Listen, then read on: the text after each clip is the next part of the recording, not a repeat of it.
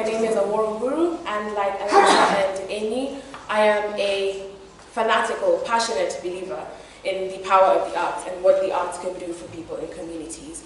I am a grade 11 student at the International School of Kenya, which is year 12, I think, so I've just started my IB diploma, and art is my life. I think I love to write. I've been playing the violin for 12 years now. I've been writing for 7 years, and I think I do more of that than I do more of anything. All my life, my school life, my outside life, my social life is centered around arts and meeting people and engaging with people who love the arts. And so for the past 3 years, I have been spending time at Ghetto Classics, the Ghetto Classics Orchestra, for my summer service project. So the Ghetto Classics Orchestra is an orchestra started in 2008 by the Art of Music Foundation and by a lady called Elizabeth Njoroge. Its aim is basically to provide music to people in informal settlements in the hopes that the discipline of music, the creativity that music encourages and expects, and just the hard work that goes into putting art will be able to teach everyone, adults, children, life lessons that they may be able to take into their own communities. And so Ghetto Classics operates in the informal settlement of Korogocho, which is also known because it's Nairobi's municipal dump site. So it is basically the biggest trash site in Nairobi with everybody else's house. So basically, I was talking about Korogocho and Ghetto Classics. So I've been spending time there every summer for the past 3 years, and what I've discovered is at Ghetto Classics, they get the best instructors. They get the best instructors, they get the best facilities, they get to travel abroad almost every other month to be able to go and explore their music. But I realized that within this, we've sort of developed a dependency culture in the sense that we are now expecting the outside musicians. We are now expecting the music. We are now expecting to be taken abroad. And we're not sort of thinking the original goal of trying to take things into our community has been lost. And it's also purely instructional in the sense that Ghetto Classics only happens 2 days a week, every week. It only happens on, can I just take this off? I'll speak without the mic, it's fine. It's purely instructional in the sense that this only works Saturdays and Sundays. So we come, we learn the music, and then we go home. We don't take music with us, we don't take music into our community. Also, there is need to showcase locally. Part of the reason why I joined this project is because I am passionate about using music and the arts to enhance communities, to enhance ideas, to share art, to share visions, and to make change. But that was not what was happening at Ghetto Classics. So part of my goals for this year was to find a way to take my peers at Ghetto Classics and show them that you can make change in any possible way that you can, that you can use your music and your talent to be able to influence people in your community, that you don't have to wait for someone else to come and help you out for you to be able to help others out. And so in my quest to find a way to be able to get my peers to be able to start something of their own, I've been teaching at Ghetto Classics for the past 2 months, every Saturday and Sunday. I've been teaching music, and as I spoke to my peers and as I spoke to my fellow musicians, we realized that something that is in huge neglect is a string orchestra. Because in Nairobi and in Kenya, we have a huge culture of jazz music, of music for bands, of music for the trumpet, the saxophone. But strings, which is one of, in my opinion, one of the more technically challenging instruments, one of the instruments that takes a whole lot of time. All string instruments are very difficult to play because you have to put in about 4 hours of practice every day to be able to get to a proper technical level. And so we were talking and we said, you know what, we want a string orchestra. We want something that we will be able to take into our own hands, something that we can organize our own music for, something that we can showcase our own talent and our own achievements within our community. And so I have been able to source music and print out music. One of the things that we don't have at Ghetto Classics is a printer for students to be able to take music home. And so that's also one of my goals. But there's a part 2. As I was engaging with my peers at Ghetto Classics, I also went back to school about 2 months ago. And as I engaged with my peers, both at ISK and at Ghetto Classics, I realized that we share a common need.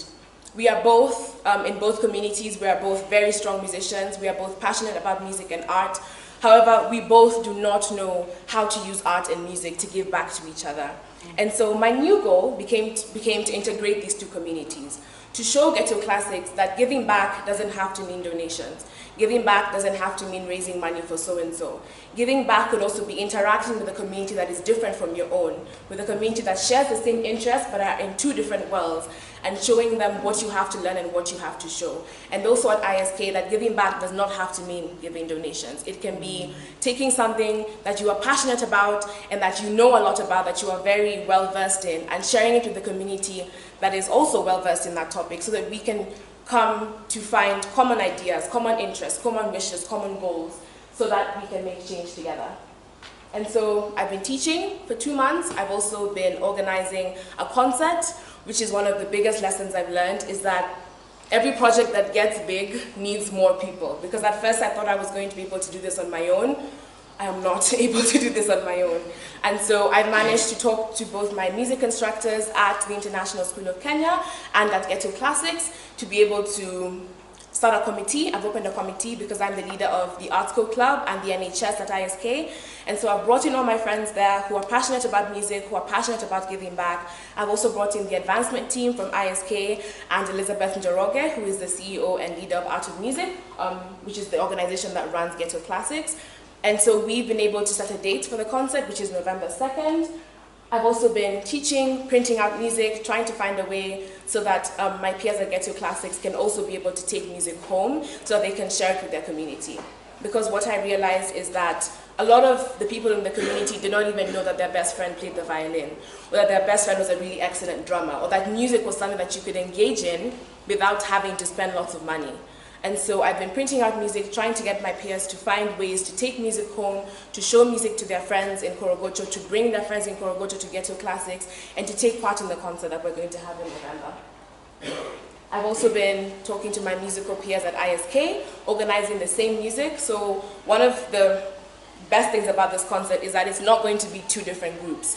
It's not going to be Ghetto Classics and ISK both playing music. We've chosen a common song, which is Gustav Holst's St. Paul Suite, which is a very technically difficult song. So this is the challenge for all of us. So the challenge is within 2 months, we're going to learn this music. We're going to come together. As we learn music, we're going to speak to each other. We're going to learn the music. We're going to show each other our technical abilities and teach each other our technical abilities, so that on November 2nd, which is a Friday night, I invite you all to come. We are going to play the entire Gustav Holst piece, which is about a 40-minute piece, 4 movements. It is the most difficult challenge I've ever undertaken. But what I have learned is that if you have groups of people with you, anything, you can make change.